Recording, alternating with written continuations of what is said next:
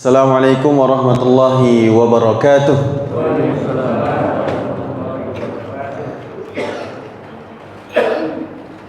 Alhamdulillahi wa kafa, wassalatu wassalamu ala rasulil mujtaba wa ala alihi wa sahbihi wa man ittaba'al huda. Allahumma ati nufusana taqwaha wa zakkiha anta khairu man zakkaha anta waliyuha wa maulaha. Amma ba'd. Bapak Ibu yang dirahmati Allah Subhanahu wa taala, alhamdulillah pada kesempatan hari ini kita diberi nikmat oleh Allah Subhanahu wa taala, nikmat bermuwajahah, bisa bertatap muka kembali. Mungkin terakhir kali kita ketemu sebelum Ramadan ya, antara Rajab atau sebelumnya gitu. Alhamdulillah ya, kali ini kita bisa melanjutkan apa yang belum kita tuntaskan, karena kemarin kita sudah 2 pertemuan membahas tentang fikih waris atau fikih faraid, yang mana ini adalah bagian dari satu kewajiban yang harus kita jalani, satu kewajiban yang harus kita ilmui. Karena di antara 3, kata Nabi SAW, ilmu yang harus kita penuhi dalam kehidupan ini, pertama adalah Al-Quran, memahami Al-Quran sebagai pedoman kehidupan. Yang kedua adalah As-Sunnah sebagai pelengkap panduan. Kemudian selanjutnya adalah ilmu faraid. Kalau Nabi saja sampai, artinya ilmu selain itu adalah ilmu tambahan. Dan Nabi saja sampai menyebutkan ilmu faraid itu menjadi bagian penting dari ilmu-ilmu yang harus kita dalami. Artinya apa? Artinya kalau kita pelajari ilmu ini, maka ini bisa menjadi solusi kehidupan. Berarti tidak pernah ada yang rugi ya ketika kita mau mempelajari ilmu waris ini. Itu adalah rasa syukur kita ya, bahwa Allah masih memberikan kita nikmat sampai hari ini. Dan juga nikmat istiqomah, itu juga paling penting ya, karena betapa banyak di antara kita yang ya mungkin ya imannya naik turun tentu. Lalu kemudian ya mungkin kemarin rajin, kemudian sekarang tidak rajin. Kemarin di depan, sholatnya selalu di depan, selalu on time, kemudian tiba-tiba tidak on time, bahkan cenderung telat misalkan, atau bahkan tidak sholat. Tapi Allah masih memberikan kepada kita nikmat istiqomah, yang mana sulit sekali didapatkan ya, kecuali bagi mereka yang sungguh-sungguh dan berani gitu. Karena banyak rintangan pastinya untuk bisa istiqomah, banyak godaan, tapi kemudian kita memilih jalan ini. Semoga Allah senantiasa melanggengkan istiqomah kita sampai akhir hayat. Maka doanya, ya muqallibal qulub sabbit, ya, kokohkan. Allah yang membolak-balikan hati, Allah juga yang bisa mengokohkan hati kita selalu dalam kebenaran. Karena dalam surah Asy-Syams dikatakan fa'alhamaha fujuraha wa taqwaha. Kita bangun tidur itu Pak, itu pasti dihadapkan pada 2 hal, fujur wa taqwa. Fujur bermakna hal-hal yang buruk ya, hal-hal yang mengundang lalai dan dosa, atau takwa, hal-hal yang mengundang cintanya Allah, ridhonya Allah. Pilihan ya. Dan fitrah kita ini sejatinya cenderung pada kebaikan, tapi ada sifat-sifat hewani atau nafsu juga ada di dalam diri kita. Maka bagi kita harus ada latihan. Makanya di antara hikmah kemarin kita berkurban Pak ya, di antara para sahibul kurban ya, mungkin ada di sini, Hikmahnya adalah ketika hewan itu disembelih, ya, itu seakan-akan menanamkan nilai kepada kita. Ketika darah itu mengocor, ya, setelah itu juga bagi sohibul kurban, harapannya adalah sifat-sifat hewani dalam diri kita itu juga ikut hilang bersamanya.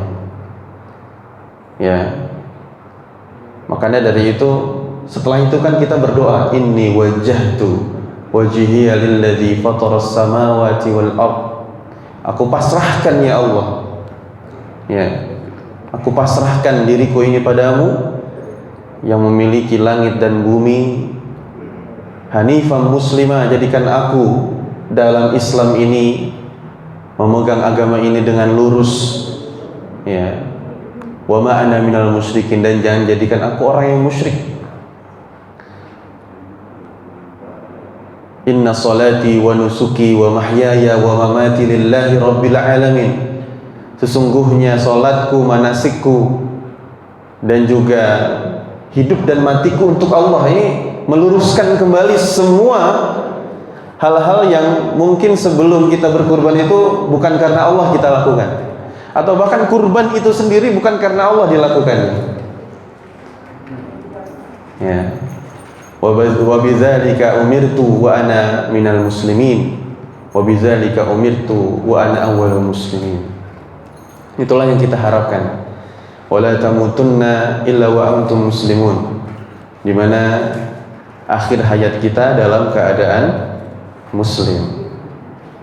Belum nomor. Bapak Ibu sekalian yang dirahmati Allah Subhanahu wa taala,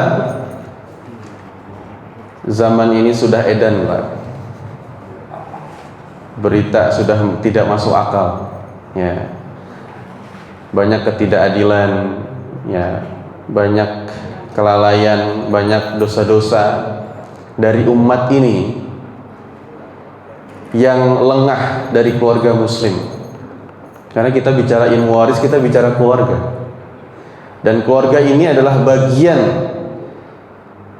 yang menjadi pilar peradaban.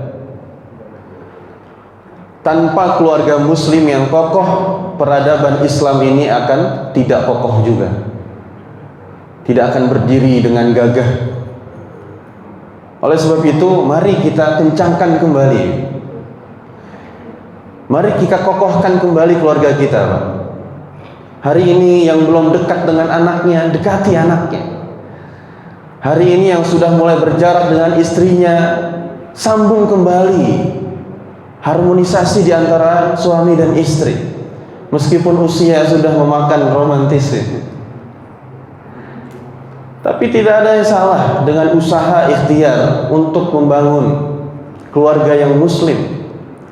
Bukan hanya sekedar label keluarga muslim, tapi benar-benar Islam itu terperangai dalam keluarga itu. Orang melihat itu, wah ini muslim, wah ini Islam.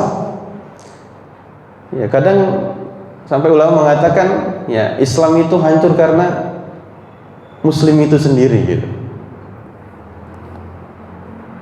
Nah, oleh sebab itu, ya, mari kita lindungi lagi keluarga kita.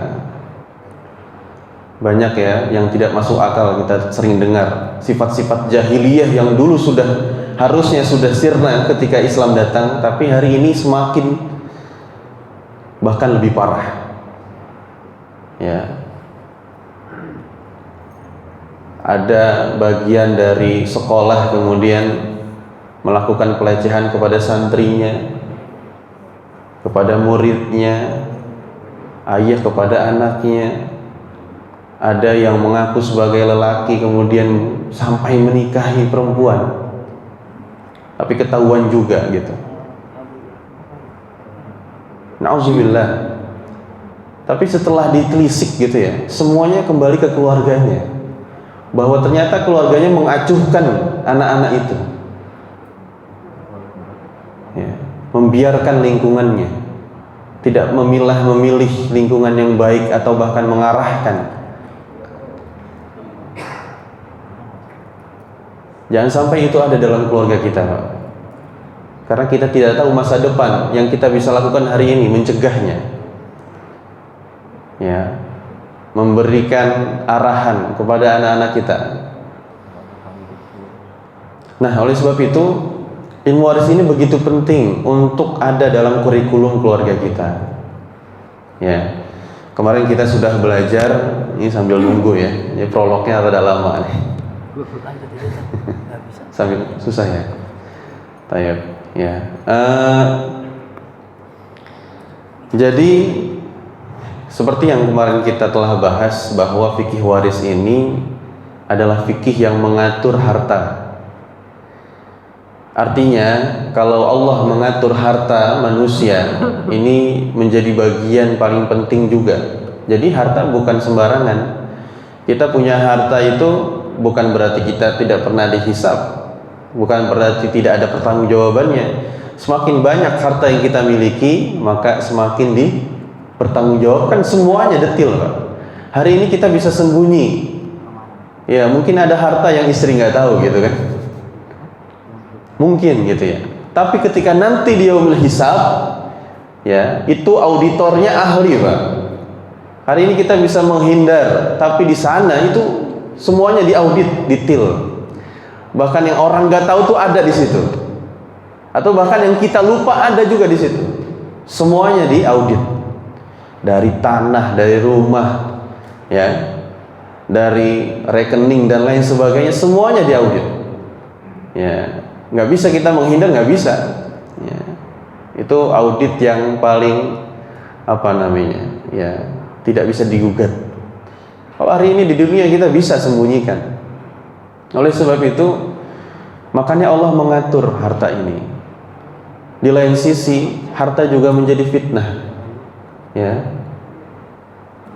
Al-mal wal banun, ya kan? Dikatakan bahwa harta dan anak-anak juga bisa menjadi fitnah ketika kita tidak mampu mengelolanya dengan baik. Ya, mohon maaf Bapak Ibu ya. Ya, jadi tetap kita lanjutkan, insyaallah. Nah, ada kendala di slide-nya. Sudah di-share di grup. Sudah di-share insyaallah Pak ya. Nah, ini berarti bahwa kita tidak bisa sembarangan dalam mengelola harta kita. Bahkan ada fikihnya, Pak. Ada fikih harta. Dan kalau kita yakini sebagai seorang muslim, harta yang kita miliki sesungguhnya bukan milik kita. Itu semua titipan dari Allah. Ya, kulu ma fil ardi. Ya kan, ya ayuhan nas kulu ma fil ardi, wahai manusia, makanlah apa yang ada di muka bumi. Kan kita semuanya mencari harta hari ini, mencari nafkah, mencari rizki kan di muka bumi ini. Adakah yang cari rizki di planet lain? Bahkan planet lain pun milik Allah gitu. Ya, artinya yang kita dapatkan hari ini itu milik Allah. Allah titipkan agar cukup untuk kita, agar cukup untuk sebagai anggaran kita, bisa dua hal yang menjadi tujuan kita hidup. Yang pertama adalah wa ma khalaqtul jinna wal insa illa liya'budun. Yang pertama hubungan kita dengan Allah Subhanahu wa taala, yaitu Allah tidak ciptakan manusia dan jin melainkan untuk beribadah. Jadi Allah titipkan harta ini pertama untuk beribadah.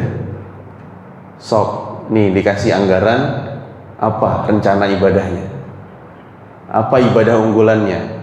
Kan kita serius Pak kalau misalnya mau bikin program tahunan, program bulanan, ya, bahkan kita evaluasi, kita sampai rapat berjam-jam. Itu untuk urusan dunia, ini untuk urusan akhirat yang hubungannya sama pribadi kita, yang hubungannya sama keluarga kita, yang itu akan dibawa dan dihisab nanti di hari akhir. Masa kita nggak serius? Kalau perlu kita bahas berjam-jam, kita bahas gitu. Ya, kita bahas dengan detail. Ada rencana ibadah. Saya harus sholat ke masjid tepat waktu. Berarti ya Allah, saya butuh anggaran apa misalnya? Kalau jalan kaki sepertinya mungkin kalau subuh azan ke iqamahnya lama nih, tapi kalau zuhur asar ya biasanya rada lebih cepat. Saya nggak bisa kalau jalan kaki. kecuali saya datang duluan gitu ya. Saya butuh anggaran misalnya beli sepeda, nah gitu. Jadi niat beli sepeda pun bisa ibadah dinilainya. Karena apa? Niat kita memang beli untuk salah satu sarana ke masjid. Alangkah indahnya Pak kalau semuanya ya kita pikirkan secara dalam sudut pandang seperti itu. Sudut pandang bagaimana ini menunjang untuk kita untuk ibadah. Sama halnya yang biasanya kita luput makan, ya kan? Kadang kita makan itu lapar mata, pas ada di depan piring, gitu ya, itu paling setengah porsi habisnya. Nah maka mulai hari ini Pak, ya coba takar, Bapak Ibu sekalian, apalagi mungkin yang masih berjiwa muda, yang masih sanggup makannya banyak gitu ya, porsi kuli ya. Nah mau coba mulai takar, gitu ya, mulai takar bagaimana porsi makan itu sesuai dengan gerak kita. Jangan sampai porsi makannya banyak, geraknya sedikit, sakit Pak. Ya kenapa teman-teman kita yang di lapangan itu makannya banyak? Karena memang geraknya di lapangan. Ya, mungkin ada orang lapangan di antara kita. Ya makannya harus banyak, karena tenaga yang dibutuhkan banyak. Tapi kalau hanya duduk gitu ya, depan layar misalkan, maka sesuaikan porsinya. Kenapa? Karena akhirnya nanti jadi penyakit. Makanya Allah perintahkan kita makan itu halal dan thayyib. Banyak di antara kita insya Allah makanannya halal, tapi kadang kurang thayyib. Thayyib itu adalah salah satu tafsirannya penunjang ibadah.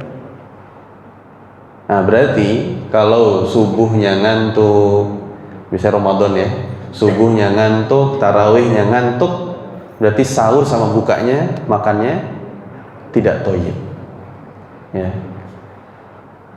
Nah, jadi pertama untuk ibadah, harta itu ya. Ibadah banyak Pak, ya. Amal soleh yang bisa dilakukan banyak. Mulai dari ya puasa, sholat, bahkan infak. Selanjutnya khalifatu fil ard. Ya, wa idz qala rabbuka lil malaikati inni ja'ilun fil ardi khalifah. Nah, ini hubungannya manusia dengan manusia, manusia dengan alam, manusia dengan bumi ini. Ya, kalau tadi hubungannya vertikal ya, atau horizontal kalau ke atas Pak? Kalau ke atas vertikal ya. Selanjutnya horizontal. Khalifatu fil ard. Ya, menjadi pengelola. Khalifah itu bukan hanya pemimpin, artinya apa ya? Pengelola bumi ini, dan semua kita ini khalifah. Maksudnya apa? Ya, ini jangan sampai masuk ke slogan-slogan itu ya. Tapi maksudnya ini amanah dari Allah. Ayo jaga bumi ini, jaga manusianya. Dengan apa? Tadi dengan harta itu. Ya, makanya kalau kita bikin bangunan, bagaimana jangan mencemarkan lingkungan. Ya. Bagaimana harta itu bisa mengelola keluarga muslim. Bagaimana orientasinya hanya untuk Allah, gitu ya. Sehingga apa? Nah, ini masuk ke ilmu waris, gitu ya. Karena kita mati itu, kan kalau kita hidup ada pemilik harta. Harta kita yang punya. Maksudnya kita yang dititipkan oleh Allah sebagai pemilik harta. Tapi ketika kita wafat, harta itu kembali ke Allah. Maka Allah lah, maka dalam ayatnya kan Allahu yusikumullah gitu kan. Allah yang memberi wasiat gitu. Artinya apa? Ketika orang wafat, harta itu kembali milik Allah, maka Allah yang kelola. Ya. Faridatan minallah, ini adalah ketentuan Allah. Jadi bukan manusia yang kelola ilmu waris itu Pak, tapi Allah yang kelola. Bagiannya Allah kasih secara jelas dalam surah An-Nisa dari ayat 11 sampai 14 itu ketentuan-ketentuan dalam fikih waris itu. Coba dibaca lagi. Bahkan bagiannya secara rinci dikasih tahu pecahannya. Ya. Ibu dapat berapa, bapak dapat berapa, suami istri dapat berapa, anak dapat berapa, laki-laki perempuan. Nah, sehingga apa? Kita kan enak gitu. ngejalaninnya. Oh, harta ini milik Allah. Kalau semua sudah paham Pak ya. Nah sekarang itu harus dipahamkan, ditanamkan ke anak-anak kita, bahkan ke diri kita, bahwa harta ini milik Allah, gitu ya. Bahwa Allah lah yang paling berhak, punya hak prerogatif, gitu ya, dalam menentukan harta ini berapa bagian dan siapa yang memilikinya. Makanya muncul fikih waris. Nah sekarang tugas kita adalah paling tidak memahamkan keluarga kita bahwa harta ini akan dipertanggungjawabkan, bahwa harta ini adalah titipan, jadi tidak usah diperebutkan. Ya, semua ada rizkinya. Kita meninggal pun tidak meninggalkan warisan, anak masih punya rizkinya. Betapa banyak hari ini yang menyiapkan mobil, kemudian rumah, nggak masalah. Tapi kalau itu kemudian membuat pecah keluarga, ya apa artinya gitu Pak? Banyak cerita Pak ya. Saya pernah juga menangani gitu ya, konsultasi ya. Jadi almarhum ketika sebelum wafat sampai nyiapin bisnis segala macam. Tapi karena anaknya tidak dipahami dengan pendekatan agama, malah jadi ribut, ditinggal gitu. Apa artinya Pak? Maka yang paling penting pertama adalah memahamkan dengan pendekatan Islam, dengan pendekatan Al-Quran. Itu paling penting dulu. Itu menjadi prioritas kita. Percuma kita bahas panjang lebar Pak, ngitungnya gimana, itu urusan nanti. Yang paling penting sekarang, bagaimana memahamkan itu ke keluarga kita ya. Bahkan setelah kita tahu pun, kan kita masih punya kendala tuh kadang. Aduh Ustaz, saya ini anak ketiga gitu ya, atau saya ini adik, sulit untuk memahamkan kakak gitu ya. Sampai bahkan dalam titik pemahaman saja kita masih sulit kan menyampaikan, apalagi ketika, makanya jangan bahas hitungan dulu. Karena kalau udah bahas hitungan dulu, orientasinya jadi duit, orientasinya jadi berapa jatahnya gitu. Jadi yang paling pertama adalah bahwa ini kewajiban kita sebagai hamba. Apalagi bagi kita yang sudah mengetahuinya. Baik. Nah, saya mau tanya dulu. Kan kita udah, siapa yang ikut dari awal Pak? Semua ya, rata-rata lah insya Allah ya. Nah, coba dilihat lagi YouTube-nya tuh. Ya itulah ya, menuntut ilmu memang perlu murojaah. Ya sama lah kita kayak ngafal Quran kan. Bahkan seorang ulama juga bilang kalau menghafal itu ya mengulang. Kalau tidak mengulang tidak menghafal. Ya buktinya apa Pak? Kita misalnya hari ini ngafalin surah An-Naba gitu kan. Kalau seminggu nggak diulang, nanti minggu depannya kita ngulang lagi ngafalin. Ya padahal sudah pernah dihafal. Sama ya, gelar Al-Hafiz itu adalah berat itu Pak. Gelar Al-Hafiz itu berarti dia harus mengulang setiap hari 30 juz itu. Ya atau dia rencanakan dengan beberapa minggu gitu ya, ada rencananya. Tapi kalau tidak pernah mengulang, bukan Al-Hafiz Pak, Al-Habis ya. Jadi ngafal 30 juz habis saat itu juga gitu, karena nggak pernah diulang. Sama ilmu juga kan gitu ya. Sedangkan manusia itu punya sifat nasya, makanya namanya nas. Ya ayuhan nas, an-nasu itu kata kerja sifatnya itu ada namanya nasya. Nasya artinya lupa. Al-insanu mahallul khata' wan nisyan. Manusia itu tempatnya salah dan lupa. Oleh sebab itu, makanya dikatakan umat terbaik itu adalah bukan yang soleh sendiri, Pak. Tapi dikatakan umat terbaik adalah yang mampu untuk saling mengingatkan. Karena apa? Kita orang yang lupa. Ya. Mustahil orang itu, manusia itu bisa hidup sendiri. Berapa banyak yang dia akan lupakan gitu. Makanya ada manusia lain yang membantu untuk mengingatkan. Makanya khairu ummatin ukhrijat linnas ta'muruna bil ma'ruf wa tanhauna 'anil munkar wa tu'minuna billah. Jadi kunci untuk menjadi umat terbaik adalah pertama mengajak pada kebaikan. Mengajak itu ngingetin nggak? Ngingetin. Mencegah dari keburukan, ngingetin nggak? Ngingetin juga.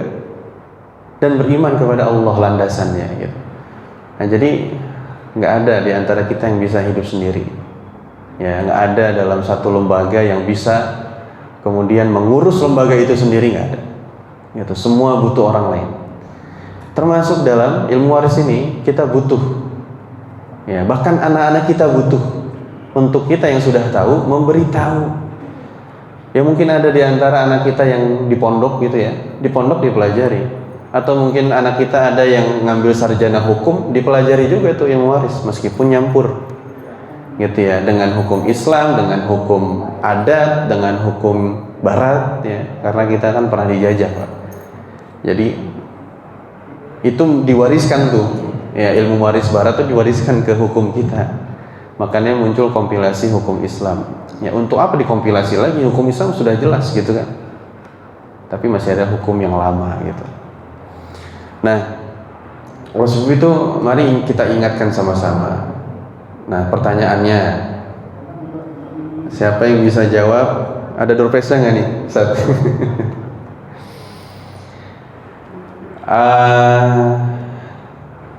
Apa perbedaannya wasiat, waris, dan hibah? Ada yang masih ingat? Ini baru nih kemarin terakhir. Dari bapak-bapak, salah satunya aja, nggak usah semuanya. Banyak perbedaannya. Wasiat, waris, hibah. Ada yang masih ingat? Atau mungkin yang ingat wasiat, waris apa bedanya? Atau waris, hibah apa bedanya?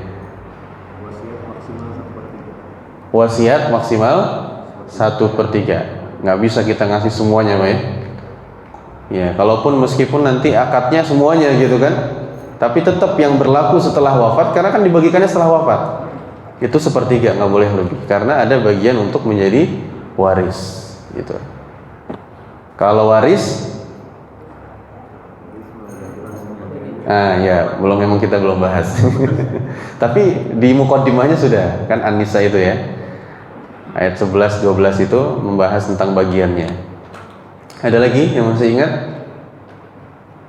Ibu-ibu boleh kalau ada yang ingat. Ya, saya anggap semuanya ingat lah insya Allah ya.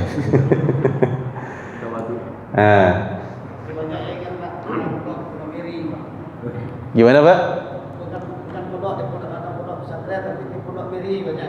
Oh iya. Iya, ada juga ya yang di Pondok Giri, Pondok Aren gitu ya. Nah, ya baik. Ya kurang lebih ya, wasiat ini baru kemarin kan kita bahas. Intinya kalau waris itu diakadkan setelah wafat bagi pemilik harta ya, yang wafat ini, mayitnya ini ya. Jadi mayit berarti kan sudah meninggal, hartanya itulah kemudian menjadi harta waris. Berarti tidak ada orang yang mewariskan harta ketika hidup gitu ya. Jadi nggak ada lagi istilah, meskipun terbiasa ya di lingkungan kita bahwa, nah ini saya wariskan gitu kan. Kalau warisannya ilmu itu nggak masalah, tapi kalau warisannya harta nggak ada yang dibagiin pas masih hidup. Lalu apa panduan agamanya? Ada yang lain, yaitu hibah. Nah, hibah itu ketika hidup. Jadi waris itu diakadkan setelah kita wafat dan dibagikan juga setelah kita wafat, kalau ada hartanya. Nah, kalau wasiat diakadkan sebelum wafat, artinya masih hidup, saya wasiatkan kamu ini ya. Kemudian tapi dibagiinnya setelah wafat ya, tidak bisa setelah masih hidup, nggak bisa. Lalu bagaimana kalau yang ingin membagikannya ketika hidup dan dibagikan juga ketika hidup, yaitu hibah gitu ya. Dan masing-masing ada hukumnya. Waris itu wajib ya, dalam Al-Quran sejelas gitu ya. Dan kemudian wasiat itu sunnah, tapi ketika sudah berjanji maka itu harus ditunaikan ya. Makanya wasiat itu didahulukan sebelum waris. Artinya ya Misalnya ada harta, sepertiganya sudah untuk wasiat, 2/3 sudah untuk hutang, habis ya sudah habis gitu. Berarti nggak ada harta waris gitu kan. Nah makanya karena itu berhubungan dengan hajat manusia. Jadi hajat manusia dulu diutamakan. Ya, makanya hutang juga didahulukan. Selanjutnya apa? Selanjutnya hibah. Hibah itu sunnah. Ya, bahkan kita bisa membatalkan juga gitu ya. Kemudian apalagi bedanya? Tadi wasiat itu tidak boleh lebih dari 1/3. Waris sudah ada panduannya dalam Al-Qur'an. Hibah, karena kalau hibah itu tidak ada batasnya gitu. Maksudnya ketika masih hidup kita mau ngasih banyak juga silahkan. Tapi kalau kita ngasih ke anak-anak kita, ya Rasulullah memberi panduan untuk adil gitu ya. Adil itu tidak mesti sama jumlahnya, tapi sesuai kadarnya gitu ya. Mungkin anaknya ada yang sudah berkeluarga, ada yang sudah mencari nafkah, ada yang belum gitu kan. Nah maka memberi hadiah hibah itu sesuai kadarnya, kemampuannya. Ya misalnya kemarin kita ngasih THR gitu kan, kadang yang udah berkeluarga kan kita nggak kasih, atau sudah punya penghasilan sendiri kita nggak kasih karena dia bagi lingkungan kita harusnya udah memberi gitu kan. Yang kita kasih yang masih anak-anak gitu. Nah, apalagi bedanya? Bedanya lagi secara penerima. Kalau waris itu harus ahli waris. Berarti sudah ada ditentukan dalam Al-Quran dan Sunnah. Ya, makanya kalau di tabel yang sudah dibagikan itu ada 22 pihak ya yang bisa menjadi ahli waris. Tapi yang paling wajib mendapatkan atau jatah gitu ya sebagai ahli waris ada 6 pihak yang disebut sebagai ashabul furud. Ya. Ashabul furud berarti adalah orang-orang yang berhak mendapatkan prioritas pertama kali dari waris itu. Nah, kalau kita sebutkan intinya itu dari keluarga inti. Berarti kalau keluarga inti, misalnya kita suami yang wafat, ya berarti istrinya. Jadi ada 6 pihak, istri, suami, terus ke atas, bapak, ibu, terus ke bawah, anak laki-laki, anak perempuan. Gitu Pak ya. Nah, kalau ini ada kemungkinan yang di luar ini tuh nggak dapat. Apalagi kalau masih ada anak laki-laki atau ayah si mayit. Kenapa? Karena mereka punya status asobah gitu ya. Asobah itu mendapatkan sisa setelah dibagikan ke istri, ke ibu, ke anak perempuan, maka anak laki-laki atau bapak itu bisa mendapat asobah. Ya, kalau anak laki-lakinya ada, berarti anak laki-laki yang dapat asobah. Kalau anak laki-lakinya nggak ada, tapi ada bapaknya nih, maka bapaknya dapat asobah. Nah kalau bapaknya nggak ada, anak laki-lakinya nggak ada, baru bisa berpeluang masuk ke ring 2 gitu. Siapa? Saudara kandung gitu ya. Jadi tidak semua berhak. Nah kadang gitu kan, yang harusnya dapat ahli waris siapa, yang rame siapa, ya, yang ngotot siapa gitu ya. Ngototnya bukan, ya kadang bukan karena ingin menjalankan waris sesuai ketentuan Allah, tapi ngototnya pengen dapat bagian. Ya, nah ini yang harus kita pahami bersama ya. Nah, kalau wasiat, nah kalau dia bukan ahli waris maka bisa mendapat wasiat, gitu ya.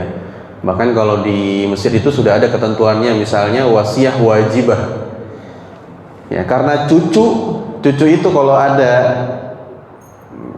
misalnya ada Ahmad gitu ya. Ahmad punya anak laki-laki Furqon gitu ya. Furqon punya anak laki-laki Ismail gitu kan. Nah, kalau Ahmad meninggal, maka Ismail kan nggak dapat warisan, ya nggak? Karena ada Furqon anaknya yang menghijab, jadi nanti ada sistem hijab. Berarti anaknya nggak dapat karena bapaknya dapat, gitu. Nah, cuman karena anaknya nggak dapat, cucunya nggak dapat, itu bisa dapat wasiat, gitu. Jadi karena dia bukan ahli waris ketika telah ditentukan. Nah, cuma ini nggak banyak yang terjadi kasusnya ya. Tapi yang paling gampang gitu ya, karena ketika hidup bisa kita tentukan siapa yang bukan ahli waris. Nah, siapa dia? Ada yang pertama anak tiri. Nah, itu bisa dapat wasiat. Anak angkat bisa dapat wasiat. Ya, mungkin sahabat, kawan, handai taulan gitu ya.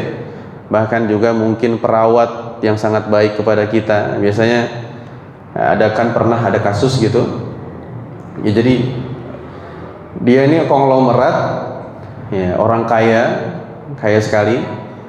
Terus ketika menjelang wafatnya, artinya lagi sekarat, itu keluarganya udah ngumpulnya nunggu warisan, bagiannya berapa. Ya, ini semuanya kayak gitu nih. Ya, capek juga ya, kaya tapi anaknya ya, anaknya begitu semua, gitu, nungguin warisan. Tapi yang baik ada satu, justru bukan anak-anaknya, bukan anak cucunya. Yang baik itu perawatnya, yang ngurusin dia setiap hari, nemenin dia ngobrol gitu ya, yang baik sama dia, yang ngobrol, kemudian sampai akhirnya diwasiatkanlah harta itu untuk perawat itu. Tapi semuanya ribut kan, akhirnya ketika meninggal ribut ya, notarisnya bilang semua harta ini, baru udah nunggu tuh, bagian saya berapa, bagian saya. Ternyata semua hartanya untuk perawat gitu ya. Wah, langsung marah, debat semuanya gitu ya. Nah, ini bukan muslim ya. Ini kasusnya bukan kasus orang keluarga muslim. Ya, makanya ada kayak gitu ya. Tapi kalau bagi Islam berarti apa yang salah apa?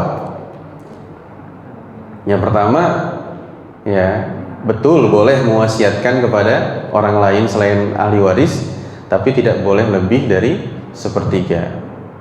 Nah, itu adilnya Islam ya. 2/3-nya bisa untuk warisan. Baik, tapi sebelum ke siapa saja yang mendapatkan, kita lupa untuk membahas rukun-rukun warisnya. Nah, ini perlu kita pahami, karena dalam pembagian itu rukun-rukun ini harus terpenuhi. Kalau tidak terpenuhi maka tidak bisa dibagikan. Ya. Yang pertama adalah pewaris. Ya. Yang kedua adalah hartanya. Ya kan, kalau nggak ada kalau pewarisnya belum wafat, ya maka belum jadi pewaris. Kalau hartanya nggak ada, maka nggak bisa ada yang dibagikan. Yang ketiga, ahli warisnya ada. Kalau nggak ada ahli warisnya, maka apa? Itu jadi milik umat. Ya, karena nggak ada ahli warisnya nih, udah dicari. Ya, istrinya nggak ada, orang tuanya nggak ada, anak-anaknya nggak ada, 22 pihak itu nggak ada, maka harta itu kembali menjadi milik Allah, artinya diwakafkan. Gitu. Nah, kalau zaman dulu ada Baitul Mal, ya, yang mengelola harta umat Islam. Ya, kalau hari ini ya mungkin bisa ke lembaga-lembaga resmi, ya, atau bahkan mungkin masjid. Nah, apa saja syarat yang harus dipenuhi sebagai pewaris? Yang pertama, muslim tentunya. Karena ada orang tuanya muslim, orang tuanya kafir, anaknya muslim. Gitu kan? Nah, maka tidak bisa dibagi warisnya kalau bapaknya non muslim. Kemudian tentu memiliki harta, yang kedua. Dan yang ketiga, sudah wafat. Nah, sekali lagi ya, tidak bisa mewarisi harta ketika masih hidup. Maka bagaimana kalau misalnya udah nih orang tuanya nggak mau pusing, karena ada beberapa yang kayak gitu ya. Udahlah, akhirnya hartanya diwarisin, tapi pengennya dimilikinya itu setelah dia wafat. Ya kalau begitu sudah aja hibahkan, gitu ya. Apalagi hartanya memang nggak dipakai gitu kan. Misalnya punya rumah banyak, udah bagiin ke anak-anaknya. Nah, ini punya kamu, ini punya kamu, ini punya kamu gitu. Karena ada yang nggak mau ribet, akhirnya kayak gitu. Nah, itu lebih baik ya daripada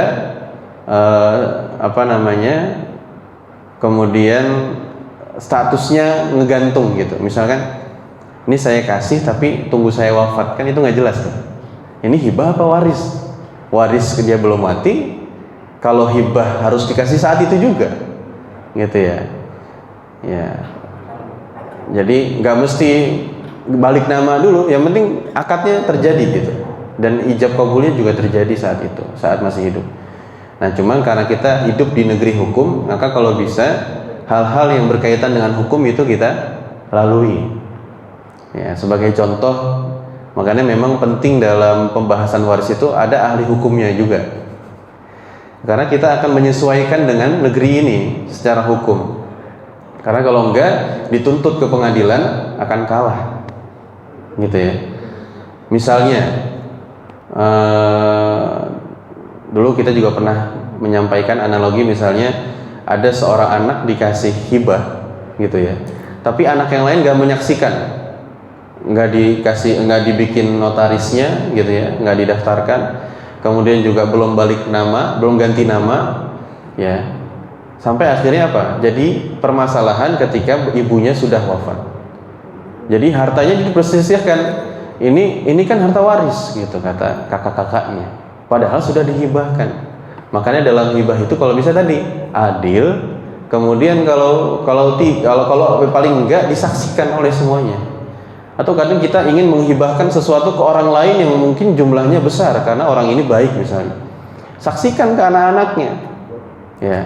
Kecuali anak-anak kita sudah paham, ya itu alhamdulillah. Tapi kalau belum paham kan, ya apalagi kalau orientasinya sudah materi, ini bahaya. Bahkan masjid pun bisa. Makanya masjid itu kalau bisa wakaf. Kenapa?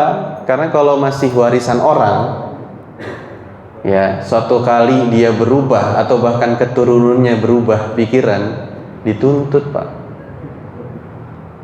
Alhamdulillah sini sudah wakaf ya. Insya Allah ya. Kan pernah kejadian tuh di Pamulang, masjidnya Ustaz Sofwan itu. Ya. Padahal sudah wakaf gitu. Cuma surat-suratnya waktu itu ada yang kececer lah gitu ya. Nah, ahli waris yang dulu mewakafkan, maksudnya bapaknya yang mewakafkan, ahli warisnya nuntut gitu ke pengadilan. Tapi karena alhamdulillahnya yang bagian masjid berusaha untuk mengumpulkan surat-suratnya bahwa ini wakaf dan menang di pengadilan. Gitu. Makanya kalau bisa masjid atau yang kaitannya dengan umat itu harus wakaf, gitu ya. Nah, selanjutnya harta itu ini sebelumnya ya, kewajiban pewaris. Ya, pewaris itu berarti kita calon pewaris kan. Kewajibannya adalah belajar waris tentunya. Berarti ini kewajiban semua umat Islam. Sebelum wafat, ayo kita belajar ilmu waris. Kemudian mengajarkan kepada calon ahli waris. Ya karena kita nggak tahu siapa yang wafat duluan ya. Kita ini masih calon semua. Ya bisa calon pewaris, bisa calon ahli waris gitu Pak ya. Nah, selanjutnya menjelaskan masalah harta ini. Ya ini penting Pak. Apalagi kalau ini jadi kurikulum ya. Saya yakin insya Allah nggak ada tuh bibit-bibit koruptor. Karena dia udah tahu posisi harta dengan manusia, dengan Allah itu seperti apa. Ya kan? Meskipun dia terjepit dalam masalah, ya dalam kondisi mungkin sedang butuh sekali, dia nggak akan sampai mengorbankan akidahnya untuk kemudian berlaku dosa yang bisa menzolimi orang banyak. Ya, kan miris sekali Pak ya.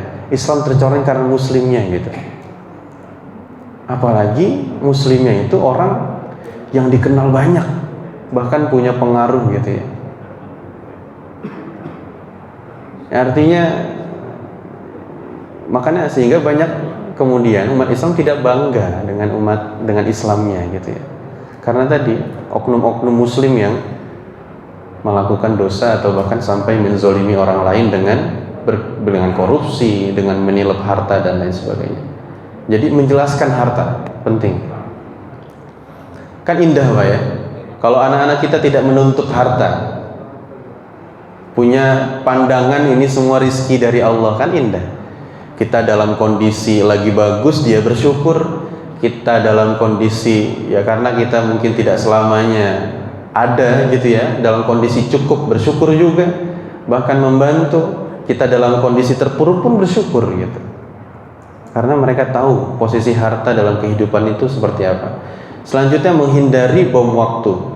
Nah, jangan sampai ada hal-hal yang kita tidak lakukan ketika hidup gitu ya, termasuk menjelaskan fikih waris ini kepada keluarga kita. sehingga dia bisa menjadi bom waktu yang meledak setelah kita wafat. Ya, mungkin meledaknya tidak hari itu langsung, bisa beberapa hari selanjutnya, bisa berapa hari selanjutnya, gitu. Bom waktu ini maksudnya apa? Ini penyimpangan yang kemarin kita pernah bahas ya. Misalnya tadi tidak jelasnya harta ibu, harta bapak, gitu kan. Nanti sengketanya di keluarga malah, bukan sengketa sama orang lain gitu ya. Mana nih bapak yang meninggal gitu kan, mana ini harta ibu kok. Nah biasanya yang terjadi ini kayak gini Pak. Jadi si bapak ini atau si mayit ini punya istri 2 gitu. Istri pertama ini yang berjuang dari awal, dari nol. Istri kedua ini udah tinggal nikmatin hasilnya. Nah kadang kalau istri pertamanya nggak paham betul masalah harta, ketika suaminya wafat, istri pertama paling nuntut hartanya paling banyak, padahal ada bagiannya 1/8. 1/8 itu dibagi 2, bukan 1/8 ya. 1/8 dibagi 2, istri pertama dan istri kedua. Ya, alhamdulillah gitu ya. Kalau misalnya istri keduanya paham gitu kan. Ya kalau sama-sama nggak paham kan ribut jadinya. Jadi bom waktu. Gitu. Atau misalnya tanah, kita tidak pernah berjelas gitu. Ini tanah siapa? Ya akhirnya apa? Atau tanah sengketa tidak pernah kita selesaikan. Gitu. Akhirnya nanti itu jadi PR ke anak kita. Ada anak keturunan, ya kan kita sering mendengar istilah kayak 7 turunan ya. Ada juga Pak masalah 7 turunan. Banyak sengketa, punya masalah sengketa tanah, nurun ke anaknya gitu. Anaknya ngurusin itu bolak-balik ke pengadilan. Nanti anak akan meninggal, cucunya bolak-balik ke pengadilan. Cucunya meninggal, cicitnya, terus aja kayak gitu ke bawah-bawah. Jangan sampai seperti itu. Maka perjelas gitu ya. Nah ini adalah kewajiban bagi pewaris atau calon pewaris ya. Nah selanjutnya wasiat yang keliru. Nah ini ya, kalau kita paham insya Allah kita jelas gitu mewasiatkan ke selain ahli waris, tidak ke anak sendiri karena dia punya haknya. Kita juga membagikannya tidak seluruhnya tapi sebagiannya atau sepertiganya. Kemudian ini yang menjadi bom waktu juga ya, hibah tanpa saksi atau legalitas. Ya misalnya kita menghibahkan suatu hal yang mahal, yang bernilai besar gitu ya, tapi tanpa saksi dan legalitas, ini juga bahaya di kemudian hari. Kemudian hutang diam-diam ya, ini juga bahaya Pak. Siapa? Jangan nanya ya. Hari ini yang punya hutang tolong sampaikan ke pasangannya atau ke anak yang dipercaya yang sudah besar gitu. Nggak usah malu Pak ya, biar mereka tahu juga bahwa kondisi kita ternyata tidak baik-baik saja. Sudah cukuplah pencitraannya. Ya kalau memang ada, kalau nggak ada kan ya alhamdulillah gitu. Kalau memang ada sampaikan. Kenapa? Ini kewajiban gitu. Ya, karena ini hubungannya sama manusia, Pak. Kalau hubungannya sama manusia harus kita tunaikan di dunia. Kalau tidak akan dipertanggungjawabkan di akhirat. Kalau hubungannya sama Allah kita bisa mohon ampun. Bahkan anak-anak kita kalau kita sudah wafat bisa mohon ampun juga agar orang tuanya diampuni. Rabbighfirli wali walidayya gitu kan. Tapi kalau hubungan sama manusia sekali tidak dimaafkan itu akan sulit. Ya. Apalagi kalau yang dihutangi tidak ikhlas gitu. Kalau ikhlas kan ada alhamdulillah gitu ya. Tapi kalau tidak ikhlas gitu ya, dan mereka juga dalam kondisi nggak baik-baik aja, kita nggak pernah ada komunikasi, tiba-tiba wafat, ini bisa jadi bom waktu. Kenapa? Anak kita nanti yang kena. Ya, kalau kita hutangnya kekeluargaan kan enak gitu ya. Tapi kalau hutangnya sudah bawa-bawa, ya sekarang mungkin kita pernah mengenal ada rentenir kayak gitu-gitu kan. Masih ada tuh di Indonesia yang kayak gitu Pak. Sampai fisik ya dan lain sebagainya. Ya itu kewajiban kita Pak ya. Selanjutnya harta yang samar-samar. Ya tadi sengketa atau tidak jelas harta istri berapa, harta suami berapa. Selanjutnya legalitas bermasalah. Gitu. Nah, jangan Ya, masalah surat-surat di Indonesia penting, misalnya surat tanah, surat rumah ya. Kita beli rumah harus jelas surat-suratnya lengkap gitu ya. Karena kalau misalnya sengketa nggak bisa diwariskan. Hal yang nggak jelas, misalnya sama halnya misalnya ini harta ibu berapa, harta mayit berapa, harta istri berapa, harta suami berapa, masih nggak jelas gitu ya, maka nggak bisa dibagikan tuh. Ya harus diperjelas dulu. Oh ternyata mobil patungan, nah, dan belum pernah dihibahkan gitu ya. Jadi dari awal hakatnya memang patungan. Nah berarti ketika suaminya meninggal itu ada harta suami di situ, yang patungan itu. Kecuali sudah dihibahkan semuanya ke istri gitu kan. Atau rumah misalnya dan lain sebagainya. Ya kalau cash kan itu bisa dibagikan Pak ya. Tapi kalau yang tidak bergerak tetap harus dibagikan juga. Ya, kenapa? Karena itu bagian dari harta. Bagaimana pembagiannya? Ya tadi ada nilai-nilai pecahan itu bisa jadi saham gitu ya. Persentase jadinya. Nah, selanjutnya harta. Harta itu tidak boleh sengketa. Dimiliki ketika masih hidup. Ya. Artinya, misalnya fulan hidup sampai wafatnya itu meninggalkan 500 juta, maka itu yang akan menjadi harta waris. Ya. Tapi kemudian kan ada yang mungkin nanti dapat santunan kematian. Ada misalnya yang dapat asuransi, misalnya asuransi kematian atau pensiunan kematian. Ya, yang mana itu masih didapatkan setelah mati. Ya, atau mungkin penghasilan dari perusahaan itu didapatkannya setelah mati. Nah, kalau yang didapatkan setelah mati atau setelah wafat itu tidak bisa itu bukan harta waris. Ya, kemana? Ya udah kembali saja ke keluarganya, dibagikan seadilnya gitulah ya. Jadi nggak ada nggak termasuk ke harta waris.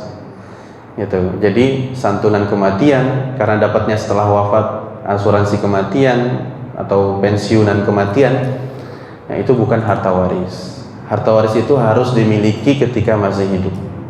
Kemudian tidak tercampur. Ya. Artinya setelah tadi misalnya 500 juta, ya itu harus ditunaikan dulu pertama biaya jenazah. Ya. Ya ini tidak harus ya, karena biasanya ada masjid yang membiayai juga selama itu jamaahnya. Selanjutnya melunasi hutang. Hutang ini wajib dilunasi dulu dan wasiat. Baru setelah itu jadi harta waris. Jadi ada prosesnya. Tidak serta-merta menjadi harta waris.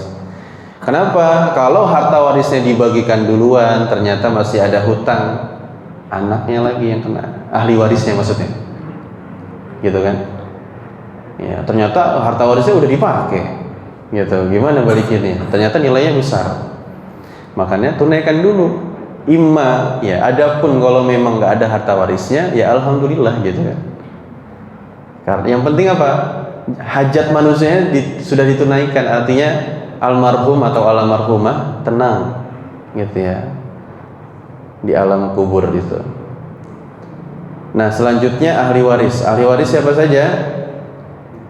Syaratnya, yang pertama masih hidup, yang kedua tidak gugur haknya, udah suruk ya. Jadi yang pertama masih hidup, jadi ahli waris itu harus masih hidup, karena ada yang udah mati tetap ngotot keluarganya itu dapat bagian. Misalnya tadi Ahmad Furqon Ismail ya. Furqon wafat duluan, anaknya. Baru bapaknya wafat, ya kan? Nah, terus cucunya ngotot bapaknya ini tetap dapat warisan. Ya, padahal cucunya juga dapat, karena udah nggak ada bapaknya, gitu kan? Karena udah nggak ada si Ahmad ini udah nggak ada ayahnya kan? Berarti ayah nggak ada, kemudian anak nggak ada cucu gitu ya. Nah, cucu berpeluang dapat tuh. Nah, jadi sekali lagi orang yang sudah mati nggak dapat harta waris. Makanya tadi kita bagikan tabel itu, Nah itu untuk melihat gitu ya siapa yang berpeluang untuk dapat lagi. Selanjutnya ya, yang tidak boleh mendapatkan dari ahli waris adalah yang sudah murtad dan membunuh pewaris. Ya, jadi kalau ada ahli waris murtad, ya mau dibawa pengadilan juga, alhamdulillah di Indonesia nggak akan diterima, gitu ya. Dia nggak dapat waris. Terus gimana? Ya sudah, dibagikan aja dulu ahli warisnya siapa. Ya kalau udah sama-sama paham kan, ya nanti tinggal dikasih aja setelah sudah punya haknya masing-masing. Ya udah, saudara yang kafir itu kan berarti hubungan sesama manusia aja kan, ya tapi tidak secara agama, kasih aja kan saudara, gitu kan. Tapi bukan bagian dari warisan, itu sudah dimiliki oleh ahli waris. Nah selanjutnya tidak boleh bagi mereka yang membunuh. Kejadiannya gimana? Emang bisa gitu ya? Ya baik sengaja maupun tidak sengaja. Sengaja ini yang paling sering kan. Misalnya udah nggak sabar nih, waduh, udah di opname gitu ya, orang tuanya saking nggak sabarnya, mungkin saking bencinya, akhirnya dibunuh di situ kan, sering banget kejadian kayak gitu. Bukan sering ya, ada gitu ya. Nah berarti apa? Harus dia tadinya pengen harta warisannya, malah secara syariat nggak dapet karena dia membunuh pewarisnya. Gitu. Nah ini insya Allah ya. Kayaknya banyak tanya jawab deh. Iya, insya Allah. Yang bisa disampaikan. Terakhir tadi tidak terhijab ya. Tidak terhijab itu maksudnya tidak terhalangi oleh orang-orang yang ada di 6 ring 1 tadi. Ya, di table itu kan, nah makanya kalau ada table enak. Di table nanti kita bahas deh pertemuan selanjutnya.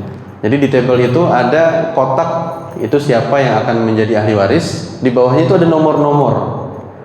Nah, jadi nomor ID itu kembali ke orang-orang yang ada di situ. Jadi kalau orang ini ada, bisa menghalangi orang-orang yang ada di ring 2, ring 3. Gitu. Jadi misalnya kalau anak laki-laki masih ada, berarti itu bisa menghalangi saudara kandungnya, pamannya, sepupunya untuk dapat dapat warisan. Tapi kalau nggak ada, nah, peluangnya bisa dapat untuk saudara kandung, sepupu, paman, ya, ponakan bahkan, gitu ya. Ya insya Allah itu dulu ya bahasan kita pada pertemuan kali ini. Ya semoga bisa menjadi panduan ya dan bermanfaat. Mungkin nanti ada pertanyaan. Jazakumullah khairan. Alaikum minkum. Wassalamualaikum warahmatullahi wabarakatuh. Waalaikumsalam. Ya, sekali lagi mohon maaf pada jamaah, tadi slide-nya nggak bisa, tapi sudah dikirimkan ke grup jamaah dan pengurus. Bagi yang ingin bertanya, silakan. Mungkin ini lebih banyak diskusi karena ini kejadian sehari-hari ya tentang waris. Yang pertama dari Pak Ketua. Assalamualaikum warahmatullahi wabarakatuh. Waalaikumsalam. Pertanyaan saya ada 2, Ustaz. Yang pertama, bagaimana orang itu dalam pembagian warisannya tidak mempergunakan hukum Islam, tapi mempergunakan hukum adat atau mempergunakan hukum negara. Apakah ini di dalam Islam berdosa atau apa ceritanya? Kan misalnya di Sumatera Barat, di kampungnya Pak Adina, misalnya kan, itu kan mempergunakan wanita ya sebagai pewaris di sana. Kalau di Batam mungkin laki-laki misalnya. Mereka menggunakan itu, nggak menggunakan hukum Islam, tapi mereka orang Islam kan. Apakah ini berdosa atau bagaimana? Ya. Yang pertama. Yang kedua, kalau yang diwariskan orang ini adalah hutang, nggak ada harta di hutang. Terus, apakah ditentukan anak-anaknya itu berapa kewajiban mereka untuk membayar hutang si orang tuanya itu? Terima kasih. Ya. Berapa bagian mereka harus bayarnya? Jadi bukan plus malah minus Pak ya. Jawab dulu Pak Ustaz ya. Nah, jadi yang pertama sebenarnya simple. Ya kalau mau simple jawabannya, kita ini muslim bukan? Kalau muslim maka terapkan hukum Islam. Gitu ya. Kalau muslim maka terapkan hukum Islam. Dan di negeri sendiri, di negara ini sendiri ya, memang tidak ada tidak ada ya maksudnya kebijakan gitu ya yang mengharuskan setelah keluarga muslim itu wafat maka harus ngikutin misalnya hukum mana gitu kan. Jadi memang membebaskan. Nah, maka kita memilih gitu ya untuk menjalankannya sesuai dengan hukum Islam. Nah, adapun kadang kalau kita kembalikan ke misalnya ranah pengadilan gitu ya untuk membagi waris itu,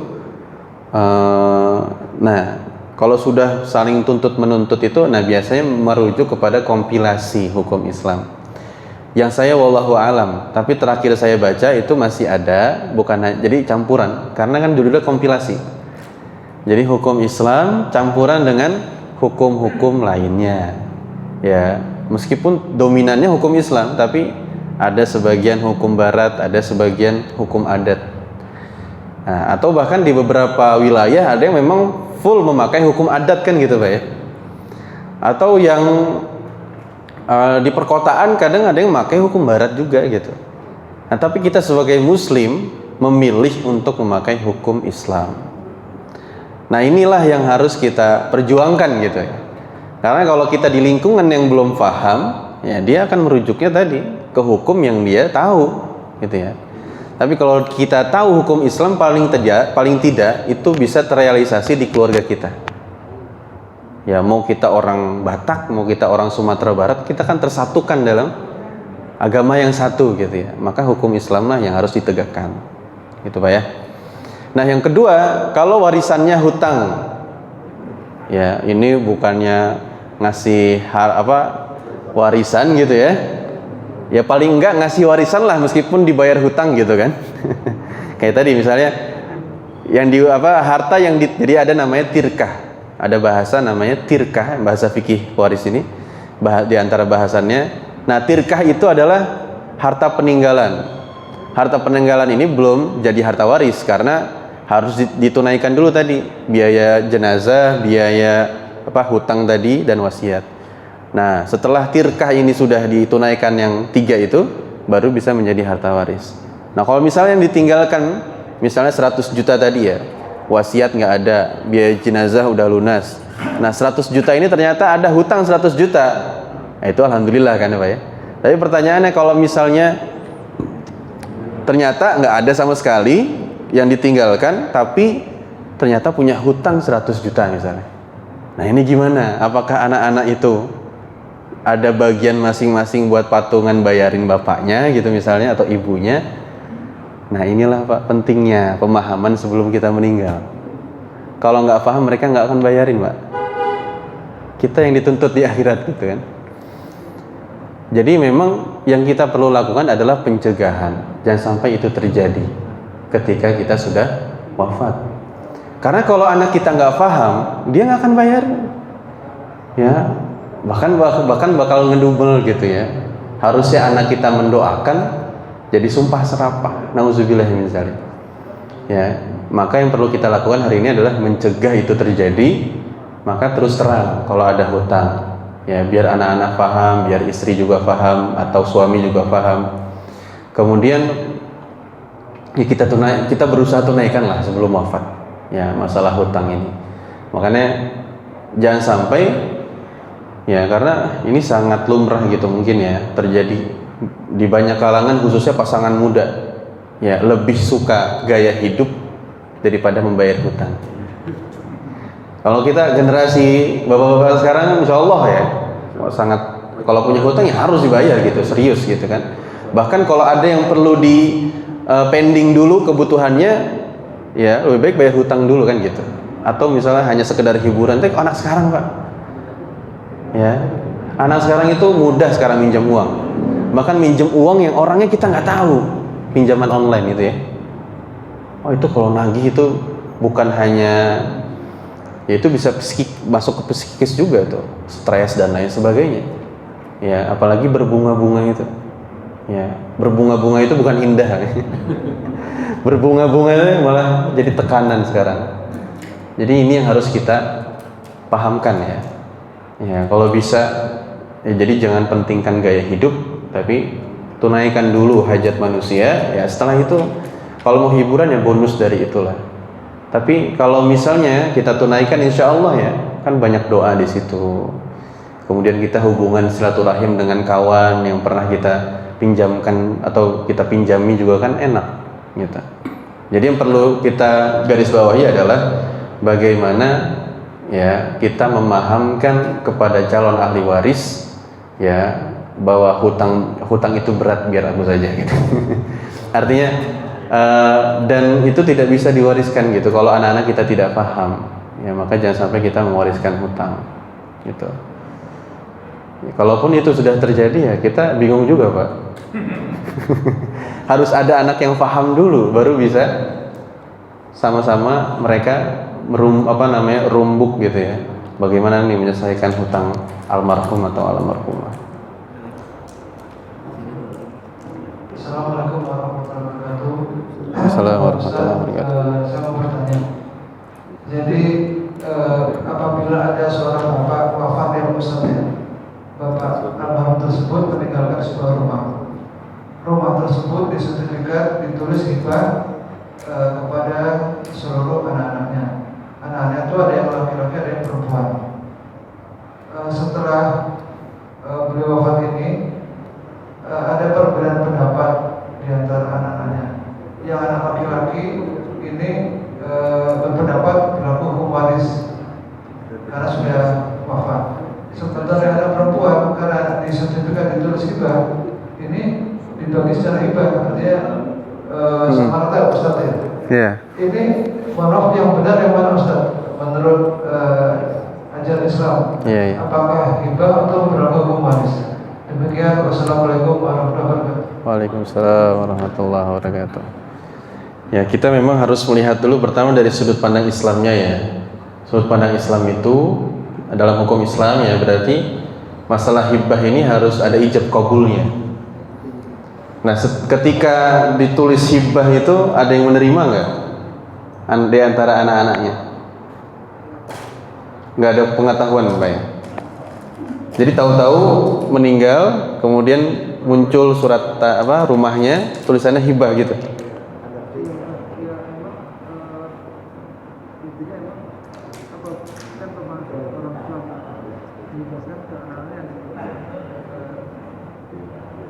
Ya.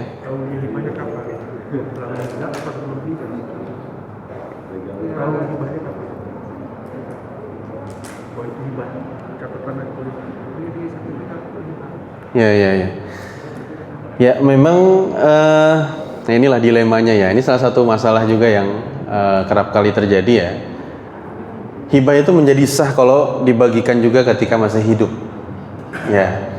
Kalau tidak dibagikan ketika masih hidup, nggak ada yang dikasih tahu kepada yang diberinya si penerima hibah, ya maka bisa batal hibahnya. Ya.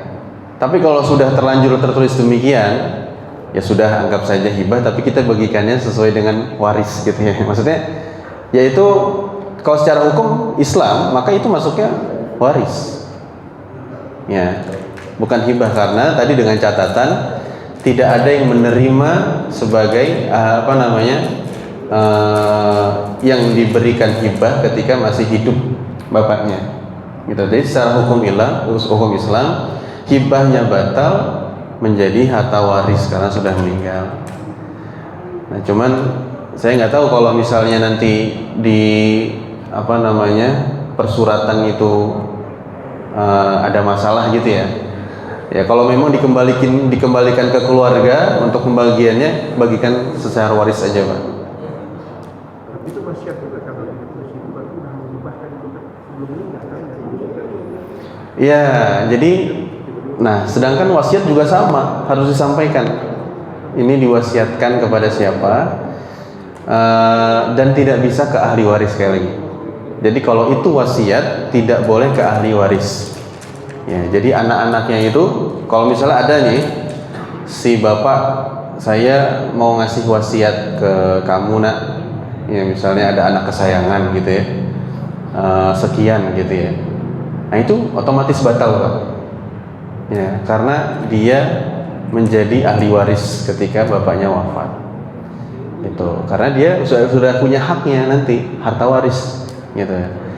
Ya, jadi wasiat ini adalah alternatif untuk mereka yang tidak menjadi ahli waris. Gitu. Demikian. Wallahu a'lam bishawab. Monggo Ustaz. Ah ya. Assalamualaikum warahmatullahi wabarakatuh. Waalaikumsalam warahmatullahi. Seorang bapak meninggalkan hutang, lantas dikasih tahu kepada ahli warisnya, pada anak-anaknya. Lantas sih dalam kehidupan sehari-hari mereka tidak mampu.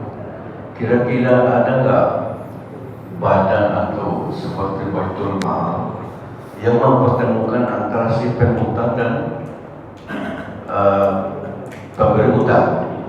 Dalam arti, oleh karena kita sesama muslim dalam arti konteks hukum Allah yang tetap yang diberi di dalam Al-Quran itu kan bagi sesama muslim.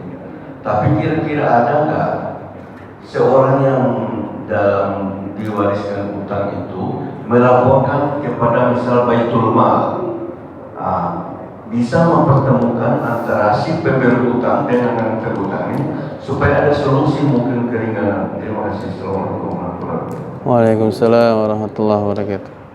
Ke langsung aja ke ibu-ibu. Ya. Ibu-ibu sekalian. Kasih Pak. Iya,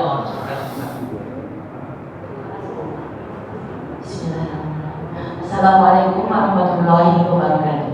Waalaikumsalam warahmatullahi wabarakatuh. Saya ingin tanya, adiknya ayah saya itu sudah perempuan, sudah meninggal. Suaminya juga sudah wafat. Anaknya satu-satunya sudah wafat, sudah menikah. Tapi anaknya laki-laki sudah wafat. Kebetulan tidak punya anak. Pertanyaannya, beliau meninggalkan harta, ada rumah, ada sawah dan lain-lain. Pertanyaan saya, kepada siapakah warisan ini, harta ini dibagi? Terima kasih. Wassalamualaikum warahmatullahi wabarakatuh. Mohon maaf Bu, ulangi tadi siapa ya? Mohon maaf. Yang meninggal tadi siapa? Ayah saya punya adiknya perempuan dan itu sudah meninggal. Suaminya juga sudah meninggal. Kebetulan punya anak satu-satunya sudah meninggal juga dan tidak punya anak. Yang ada tinggal menantunya, dan menantunya itu sekarang tinggal di rumah itu, yang ditinggalin rumah dan sampai dan lain-lain. Pertanyaan saya, kepada siapakah harta itu sebetulnya harus dibagikan? Pusing nggak Pak? Pusing nggak? Terima kasih. Assalamualaikum warahmatullahi wabarakatuh. Sebentar Bu, jangan lepas dulu mic-nya. Jadi dalam nanti kita belajar ya, dalam memutuskan siapa ahli waris, kita perlu tahu siapa mayitnya, itu yang penting. Ya. Karena biasanya yang ingin konsultasi itu ceritanya panjang tuh. Ayah saya, ibu saya, bibi saya. Nah kita bingung siapa mayitnya, meninggalkan ponakan, meninggalkan. Kadang kita pusing dengan istilah. Tapi mohon maaf Bu, mohon izin tadi yang meninggal berarti pihak suami atau istri? Dua-duanya meninggal? Dua-duanya meninggal. Di saat yang sama atau beda? Beda. Oh beda. Siapa dulu yang meninggal? Suaminya, jadi iparnya ayah saya. Suami meninggal, istri meninggal. Ya. Meninggalkan siapa? Setelah Anak satu-satunya. anak satu, laki-laki perempuan? Laki-laki. Laki-laki. Orang tuanya masih ada? Suami istri nih, bapak ibunya masih ada? Enggak ada. Udah nggak ada semua. Enggak ada. Ya, jelas ini. Ya, kan enak tuh. Berarti yang ditinggalkan hanya satu anak laki-laki, maka dia semua yang mendapatkan harta waris. Itu pun sudah meninggal, Ustaz. Oke, sudah meninggal. Sudah meninggal, tapi mereka menikah dan tidak punya anak. Jadi, Baik. Nah, lanjut Bu ya. Jadi perlu sangat penting Bapak sekalian atau Ibu sekalian untuk menentukan siapa mayitnya. Jadi kalau misalnya udah meninggal berarti statusnya jadi mayit nih. Oke. Si mayit ini berarti anak laki-laki tadi punya istri. Oke, punya istri. Punya anak? Nggak punya. Istrinya masih hidup. masih. Nah, nggak punya anak, istri masih hidup. Dalam An-Nisa ayat 12 dijelaskan bahwa istri nggak punya anak dapat 4. Oh, 1/4. Kalau nggak punya anak 1/4, kalau punya anak 1/8. 1/4-nya untuk istri, 3/4-nya itu bisa masuk ke ranah yang lain tuh. Makanya kalau ada tabel enak jelasinnya. Jadi berarti karena nggak ada saudara kandung, nggak punya kan ya? Yang berpeluang dapat bisa jadi pamannya, ya, sepupunya, ya, itu antara itu, pamannya atau sepupunya. Punya mayit itu ya? Iya, sepupunya mayit atau pamannya mayit. Berarti bapaknya dia punya saudara kandung misalnya. Tapi dari garisnya bapak, gitu. Ada nggak yang di luar itu? Garis bapak juga sudah wafat semua karena bapaknya juga tunggal satu-satunya. Oh, bapaknya tunggal. Berarti nggak ada sepupu ya? Nah, kalau intinya kalau sudah 22 pihak tadi ini udah dicari nih, nggak ada lagi ahli waris selain istri, maka 3/4-nya itu bisa diwakafkan. Kalau dulu ada baitul mal tuh. Jadi kalau sekarang mungkin bisa diinfakkan ke masjid biar masjid yang mengelola, atau diinfakkan ke lembaga-lembaga ziswaf yang terpercaya, gitu Bu. Gitu ya. Jelas Bu ya? Terima kasih Ustaz. Ya, sama-sama. Nah, untuk gorim atau hutang, jadi kembali ke Bapak ya. Nah, di Indonesia ini memang harus ada sistem yang memperhatikan itu. Ya, kadang kita kan fokusnya ke fakir miskin kadang ya. Ya.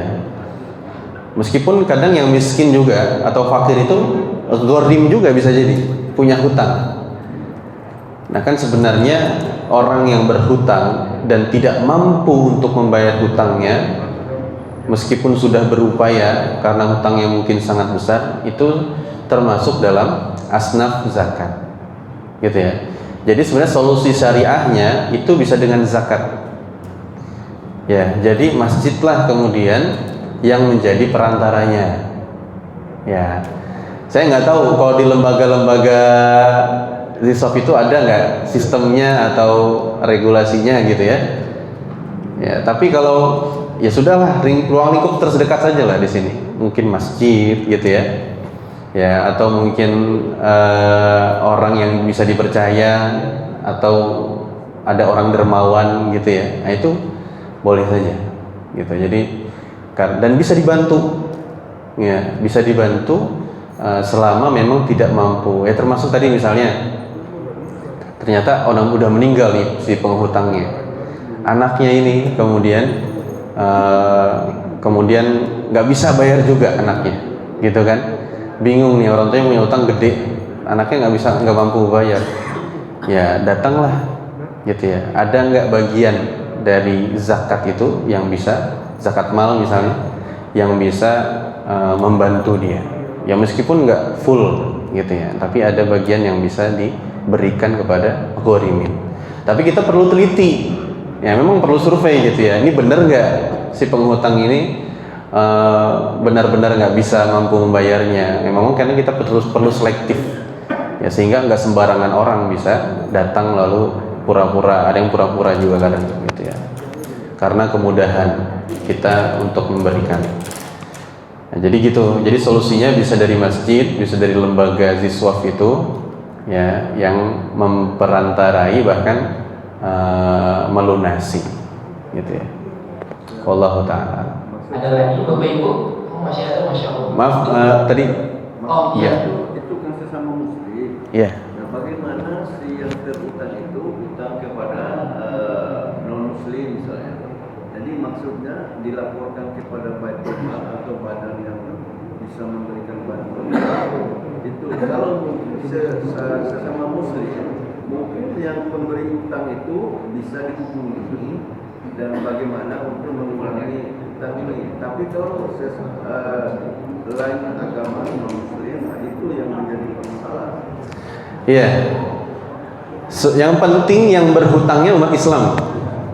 Ya, karena dia bagian dari asnaf zakat. Kalau yang berhutang non muslim tentu kita nggak bisa bantu kan gitu. Ya, yaitu hubungan kita sama manusia saja lah.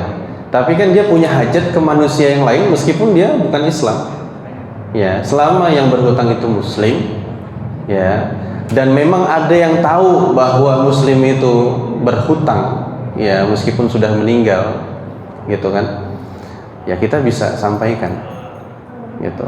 Yang penting yang berhutang adalah Muslim, gitu Pak, insyaallah. Wah, ini ceritanya sudah sangat tujuh nih. Dua lagi kali Ustaz ya, sudah selesai ya. Ya mudah-mudahan singkat, padat, jelas. Ya, Ustaz, mau bertanya, apabila ada pasangan suami istri, terus salah satunya meninggal, nah pembagian warisnya seperti apa? Ada di kalangan masyarakat yang bilang sebelum dibagi warisnya, baik kepada suami atau kepada istri, diantaranya ada yang meninggal, itu dibagi dulu harta gonogininya. Artinya sebelum waris misalkan pembagiannya ada hartanya 10, ya, gonogini dulu setengah-setengah, bagian suami 5, bagian istri 5. Nanti yang meninggal misalkan istrinya, maka yang 5 itu yang diwariskan. Nah, apakah seperti itu atau tidak?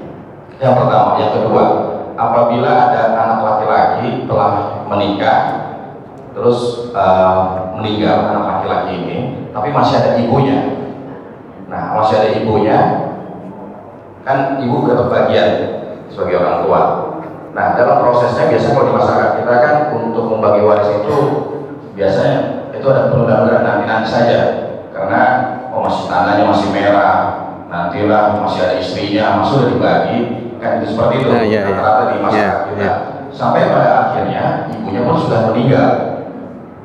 Nah, pemahaman dari keluarga istrinya, karena ibunya sudah meninggal, maka tidak ada lagi bagian bagi ibunya, padahal masih ada saudara perempuannya. Apakah itu artinya turun ke saudara perempuannya dari suaminya, atau ya karena ibunya sudah meninggal sehingga tidak ada saudara laki-laki lagi, maka tidak mendapatkan bagian atau pengganti dari, kalau bisa dibilang begitu. Terima kasih Ustaz. Ya. Tapi apa Jazakum khairan, sedikit tambahan tadi yang terkait mustahik ya. Ini juga penting bagi masjid untuk melakukan pembinaan. Ya, betapa banyak mustahik yang mendapatkan hak zakat, tapi tidak terbina, akhirnya zonanya nyaman menjadi mustahik. Kan harapan kita justru mustahik itu bisa naik level jadi muzaki, gitu kan. Nah, bagaimana masjid ini punya pengaruh atau punya sistem gitu, punya kurikulum ya untuk membina gitu, untuk memberdayakan mereka-mereka yang menjadi mustahik untuk bisa naik level, paling tidak secara mindset gitu kan. Nah, karena kemiskinan ini jadi masalah muslim terbesar juga Pak. Kita ini muslimnya banyak tapi miskinnya juga banyak gitu. Harusnya muslim kan kaya gitu ya. Jadi ya mengelola hidup itu kalau kita kaya kan mudah gitu kan, apalagi membantu orang lain ya, bahkan sesama manusia, tidak pandang agamanya apa, atau bahkan lingkungan ini. Selanjutnya tadi pertanyaan pertama tentang bagaimana kalau gonogini tadi ya. Nah, sekali lagi dalam Islam tidak ada harta gonogini. Sepengetahuan saya gonogini itu ada dari barat. Nah, cuman memang di beberapa peristiwa itu terjadi seperti itu ya. Misalkan kasus perceraian, ada harta gonogininya juga kan, dibagi 2 gitu ya. Padahal kalau seseorang itu bercerai ya, berarti putus juga hak nafkah dari suami. Yang menjadi hak istri adalah hartanya istri ya, atau mantan istri kan gitu ya, dan juga mahar, udah itu saja. Jadi nggak ada dijumlahin hartanya terus dibagi 2, tuh nggak ada gitu ya. Nah, sama halnya ketika waris ya, salah satu ada yang meninggal antara suami istri, tadi kan kita harus jelas mana harta suami, mana harta istri. Harta istri ya sudah menjadi harta istri, harta suamilah yang dibagikan gitu.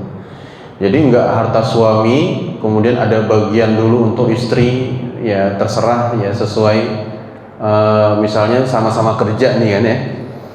Misalnya sama-sama kerja. Nah itu juga misalnya kalau kita punya satu bisnis dipegang berdua antara suami istri, harus jelas juga bagiannya. Ya, istri dapat berapa persen, suami dapat berapa persen. Harus jelas mana yang jadi nafkah. Ya kan istri kan sebenarnya untung dua ya. Pertama dia dapat penghasilan karena dia ikutan gitu ya. Kedua dapat nafkah juga kan. Nah nafkah itu harus diberikan. Ya tapi kan ada harta suami mungkin yang disimpan oleh suami untuk apa misalnya gitu ya. Nah harta suamilah yang nanti dibagikan gitu. Jadi nggak ada istilah gonogini dalam Islam. Harta suamilah yang menjadi peninggalan suami yang akan menjadi harta waris, dan itu yang dibagikan ke calon atau para ahli waris. Nanti istrinya nggak pakai gonogini, istrinya ya udah kalau nggak 1/4 ya 1/8. Kalau punya anak dia dapat 1/8, kalau nggak punya anak dapat 1/4 gitu. Nah yang kedua tadi anak laki-laki punya ibu ya, ibunya meninggal, terus oh anak laki-laki itu meninggal, meninggalkan ibu, istri sama anaknya laki-laki perempuan. Ada laki, ada perempuan, berapa? Satu-satu. Gimana pembagiannya? Gitu. Baik. Nah ini udah masuk ashabul furud nih. Ibunya ashabul furud yang prioritas mendapatkan waris, istrinya juga, dan anak laki-laki dan perempuan. Gimana pembagiannya? Pertama istrinya dulu. Ya, istrinya dapat berapa punya anak? 1/8. Ya. Ibunya dapat berapa? Karena dia punya anak, ibunya dapat 1/6. Ya. Kalau nggak punya anak, ibunya dapat sulus 1/3. Berarti neneknya anak-anak gitu kan? Tapi karena punya anak, jadi ibunya dapat 1/6. Jadi dari 7/8 itu dibagi 1/6. Nah, nanti sisanya anak laki-laki dan anak perempuan karena ada dua pihak ya bersamaan, nanti berlaku mereka dua-duanya jadi asobah. Asobah itu sisa dari pembagian semuanya. Lalu bagaimana pembagiannya? Apakah satu-satu atau dua-dua gitu ya? Ya balik lagi ke ayatnya, az-zakaru mislu hazzil unsayain, 1/2. Jadi si perempuan dapat 1, laki-laki dapat 2. Ya jadi anggaplah sisa 3 juta atau 300 juta gitu ya. Maka si pihak perempuan dapat 100 juta, si pihak laki-laki, anak laki-laki tadi dapat 200 juta. Gitu Pak. Ya. Jadi sisanya itu dibagi 3, 2 bagian untuk laki-laki, 1 bagian untuk perempuan. Kalau masih ada yang nanya, ini kita sudah bahas. Kenapa laki-laki lebih banyak? Kenapa? Ya, karena kalau nikah ngasih mahar, ini Islam ya. Karena nanti kalau kita balik lagi ke adat istiadat, ada yang ngasih mahar perempuan kan gitu. Tapi kalau dalam muslim yang ngasih mahar laki-laki. Dia ngasih mahar, dia ngasih nafkah. Kalau dia belum berkeluarga, dia menafkahi keluarga inti adiknya, mungkin kakaknya, mungkin ibunya kan gitu. Ya jadi tugas laki-laki lebih berat gitu. Kalau perempuan kan nerima nafkah, nerima mahar, ya, untungnya lebih. Ya insyaallah. Allahu a'lam bishawab. Cukup, ada lagi? Ibu jadi ibu. Kalau ditanya ada lagi pasti ada nih. Ibu silakan. Maaf Ustaz. Kalau ditanya tak ada lagi pasti ada insyaallah. Assalamualaikum warahmatullahi wabarakatuh. Waalaikumsalam warahmatullahi. Saya mau tanya Pak Ustaz, ini masalah warisan. Kalau orang tua kita udah meninggal dua-duanya, jadi warisan itu dibagi sama rata, kesepakatan gimana hukumnya? Pak Ustaz. Ya, memang inilah yang akan terjadi, kebingungan kalau kita tidak membaginya ya memang. Nah, sedangkan edukasi terkait ilmu waris ini sangat langka dan memang akan terus menjadi langka, karena itu yang disampaikan oleh Nabi kita bahwa ilmu ini adalah ilmu yang pertama kali diangkat oleh Allah gitu. Bisa jadi banyak yang tidak fokus pada ilmu itu, artinya ada yang paham ilmunya tapi tidak diajarkan, tidak menjadi prioritas kurikulum untuk diajarkan. Yang ngajarinnya yang lain, fikih yang lain. Tapi bisa jadi ulama-ulama yang paham tentang ilmu ini secara mendalam itu mulai wafat. Nah, tapi karena anaknya yang tahu gitu ya, kalau masih bisa diusahakan, Bu ya, dihitung lagi.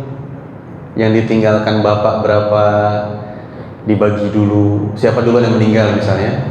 Jadi harus siapa duluan yang meninggal. Bahkan nanti ada hukum mengenai bagaimana pembagian waris kalau satu keluarga kecelakaan. Itu sampai diatur oleh Islam dalam fikihnya. Nanti kita belajar insya Allah. Jadi bagaimana kalau kejadian seperti itu, tetap harus dicari siapa duluan yang meninggal. Ya entah dari pengetahuan forensik gitu kan, dari data-data dokter gitu ya, ternyata yang meninggal bapaknya dulu, ibunya dulu. Jadi harus kayak gitu. Termasuk apalagi kalau meninggalnya jauh jaraknya, berarti misalnya bapaknya dulu meninggal, dihitung dulu hartanya berapa, dibagikan dulu, karena ada hak juga kan untuk ibu. Nah baru ketika ibu meninggal nanti dihitung lagi, karena sudah ada yang dipakai segala macam, jadi nggak bisa ditotal, dihitung lagi dari segi ibu gitu. Nah dari segi ibu dihitung baru ke kita. Tapi kalau misalnya susah dari bapak, ya sudah dari ibu misalnya yang paling dekat, dihitung berapa, dibagikan sesuai dengan hukum Quran tentang waris. Jadi nggak bisa dibagi rata gitu Bu ya, kecuali kalau anaknya laki-laki semua. Kalau anak laki-laki semua bisa dibagi rata, sisanya berapa udah tinggal dibagi, anak laki-lakinya 3, 4, 5 bisa dibagi rata. Tapi kalau anaknya ada perempuannya, maka laki-laki 2:1. Ya. Kalau udah punya wasiat sebelum meninggal bagaimana? Wasiatnya ke siapa? Ke anak-anak ya. Ya. Jadi dia bilang nanti ya saya kata saya nanti saya bagi rata, boleh nggak? Sekali lagi, wasiat tidak boleh diberikan kepada calon ahli waris. Anak kita adalah calon ahli waris terdekat kita, pasti dapat kalau kita meninggalkan harta waris. Maka tidak boleh memberikan wasiat Bu. Jadi kalau memang mau berikan ya sudah hibah aja, tenang kita. Jadi saat ini masih hidup kan, sampaikan mau ngasih apa, dikasih saat itu juga. Jadi ngasihnya jangan pas wafat gitu, karena tidak berlaku, batal hukumnya wasiat untuk anak gitu ya, karena anak punya jatah sendiri dari harta waris. Jadi kalau nggak mau anaknya berselisih, wasiat itu bolehnya ke siapa? Tadi misalnya punya anak tiri, punya anak angkat, punya menantu gitu ya, punya mertua yang di luar dari calon-calon ahli waris. Begitu. Kan dia masih hidup, dia ngomong masih hidup. Nanti kalau saya meninggal saya bagi rata untuk anak saya, apa boleh begitu? Iya, jadi secara hukum Islam batal, tetap harus dibagikan harta sebagai hukum waris gitu ya. Insya Allah jelas, Insya Allah cukup ya. Ya semoga kalau ada pertanyaan kita tutup dulu, nanti boleh tanya di luar ini Pak ya. Ya, jazakumullah khairan, barakallahu fikum. Kita sama-sama tutup dengan mengucap hamdalah. Alhamdulillahirabbil alamin. Subhanakallahumma wa bihamdika asyhadu an la ilaha illa anta astaghfiruka wa atubu ilaik. Assalamualaikum warahmatullahi wabarakatuh. Waalaikumsalam.